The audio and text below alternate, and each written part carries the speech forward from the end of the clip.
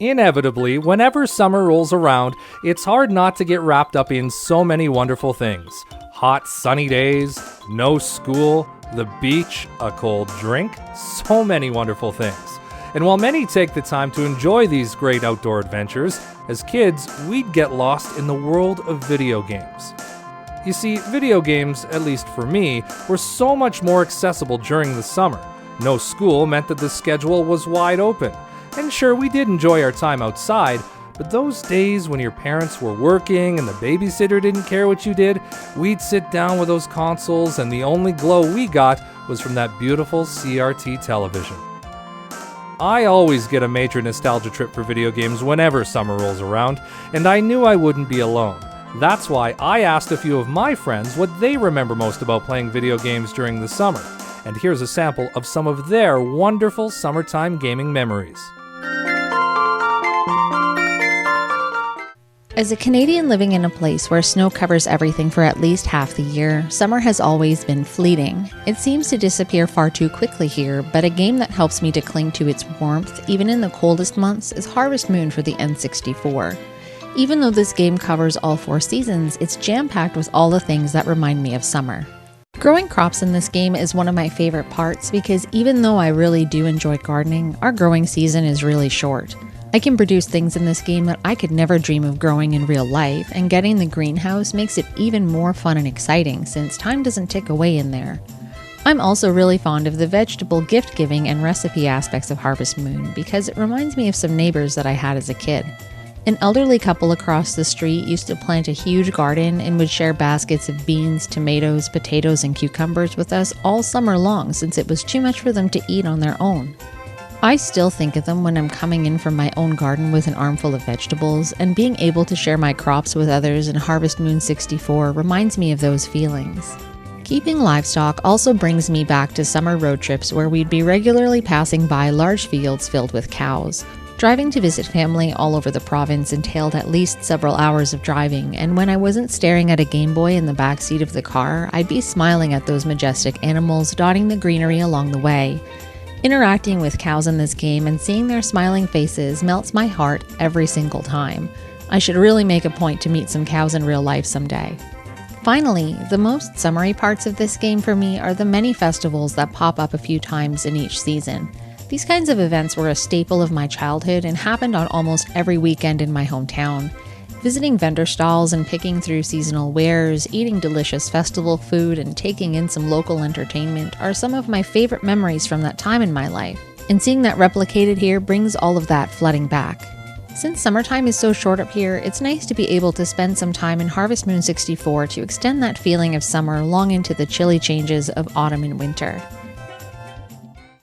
Hi, Eric M. Hunter here for my summer gaming memory. This is one of the easy ones for me. The year was 2003. The game Halo Combat Evolved for the original Xbox. This game took me and my friends by storm and was really the only reason I ever purchased an Xbox. We dived headfirst into the multiplayer mode, even going as far as soft modding our consoles. That's right, the glorious journey of downgrading your firmware, FTPing into your hard disk through a means of save game exploits, opening an IRC client and hopping into the usual places to download hacks that changed your Xbox system's name from Duke to that little emoticon pressing of the right control stick, just because. I bought a 100-foot long patch cable so we could play Team Deathmatch 4-on-4 in separate rooms to the likes of shotguns on Longest or snipers in boarding action. I created a legacy known by the name of Sugar, not just giving you tooth decay. Any chance we had a free night, we hooked up our Xboxes for Halo. I kept that patch cable in my car for years, just in case such a night should arrive. Still, some of my favorite gaming moments of all time. Halo Combat Evolved for the original Xbox. Summer for me always meant 2 things: not going to school and playing video games all day. Now, as a guy who's so white he gets a sunburn from a picture of the sun, I tend to be an avid indoorsman. Now, I could pick from literally dozens of games, but as soon as Wally asked me to be part of this, only 2 games really seem to fit. They are Grand Theft Auto Vice City and Age of Kings. Grand Theft Auto Vice City features a complex storyline about a dark version of the classic lone man building himself up to the bottom to run the city. It features a web of characters whose goals sometimes coincide with the protagonist and sometimes work against his. But obviously I mainly played it with cheats on, so I had more guns than Ted Nugent Wet Dream, so I could run around and unleash genocide on the pastel-tinted 80s landscape. After all, what's more fun than using a bazooka on a bunch of random idiots at the beach? Age of Kings is a bit on the opposite end of the scale. Medieval strategy games centered around building up your civilization and military to destroy the opposition. I still sank hours into it. My best friend and I would often meet up at his house, with me dragging my laptop along just to be able to play the multiplayer together. Besides that, I would often waste my day playing people on the internet in Microsoft's long dead zone. Remember that? Having a horde of Mongols mangling my enemies was satisfying, as was advancing my civilization faster than my opponents could. It was and is still a blast, especially with the HD remaster a few years back. Now, I realize neither of these games seem summer-like, but this is more about what games remind me of summer, not games that are a summer setting. Welcome, this is Redox and family! Wow. Alright, so this is Cool Spot, a game that reminds us of summertime, and this video is in response to Wally Wallcakes and his video series. And our first level is Shell Shock, which reminds us of the beach. What's your favorite place to vacation, Luke? I don't know. No? So why does this game remind you of summer? Because the beach is here. Because the beach is here. Yeah? Shannon, what about this game reminds you of Wait. summer? Wait. It's at the beach. And Is this 7-Up? Yeah, it is 7-Up. Does 7-Up remind you of summer too? No, not really. So tell us what you like about this game. It's really, like, silly and dumb. Okay. It's not really dumb, though. It's not really dumb, it's just silly. Oh my god. Also, he jumps way too high. Like, you can't even see the bottom. When we get game over, we're gonna switch, and we're gonna give Shannon a turn to try it out too, okay? Yeah, I actually played this before. So, where'd you play it? And, Oh, yeah. Yay! Yay! Yay! Yay! Okay. Alright, Shannon sits down. It is not sponsored, by the way. This is one of the few games I ever played for Sega or Super Nintendo. How do the buttons go? I'll show you in just a minute. I think you can figure it out, Just though. press A button. Okay, don't kick my chair, please. Shell Shock. Well, I had Shell Shock. Alright, Shell Shock. I love the music. One of the buttons is jump. How did you go fast? Oh, she's got up a speed. Oh. I love that when he stops. Watch when he stops, Shannon. What's he do when you stop walking? No, he's not snapping. Isn't he snapping? No, he's doing cool. a yo-yo. Oh, he's yo-yoing. I think he's doing both. So Shannon, how does this game remind you of summer? It's at the beach, and I love going to the beach. You know, going to the beach? So I guess part of this game, it's been a long time since we played this, is to get a... month for me, though. Yeah? I haven't played this game since I had a Sega Genesis, and the last time I had one was before you were born, Luke, so it's been a long time for me. Alright, here we go. Yeah!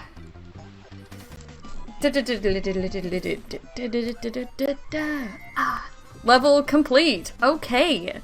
Well, there we go. We've completed one level of Cool Spot. And that's it today for our video review, games that remind us of summer. Other games that almost made the cut were for the TurboGrafx 16 and Kirby's games, the Kirby series, as recommended by Shannon. For me, TurboGrafx 16 reminds me of summer because I used to go over to my cousin's house on summer break and play a lot. So until next time, see you guys later. Bye. In the fall of 2000, I discovered the joy of skateboarding.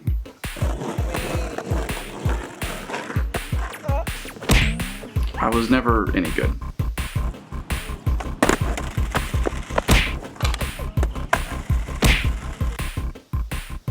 I was always a bit of an outcast. I was a dork, a Poindexter, a dweeb, a nerd. Skateboarding gave me a common interest with others.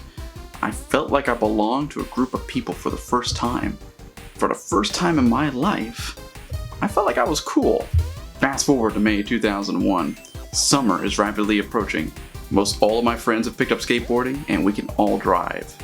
We're looking forward to no school, no responsibilities, and all the time in the world to skateboard. Then I broke my collarbone playing hockey.